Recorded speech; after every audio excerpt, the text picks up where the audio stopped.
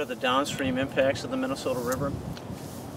Well, just like the Blue Earth River affects the Minnesota also affects downstream areas like Lake Pepin, which is a widening of the Mississippi.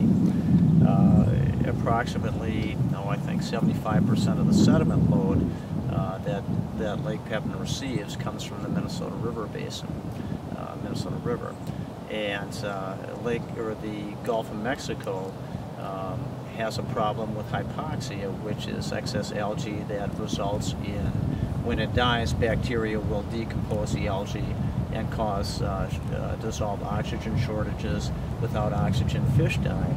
And that has been linked to excess nitrogen concentrations coming from the rivers. So the Minnesota River carries a lot of nitrate nitrogen. It does affect the Gulf of Mexico and the issue of hypoxia.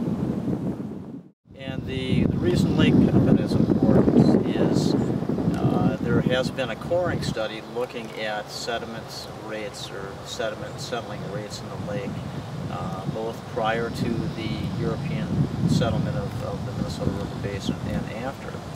And what they have found out is there's 10 times more sediment going into Lake Pepin and settling out right now.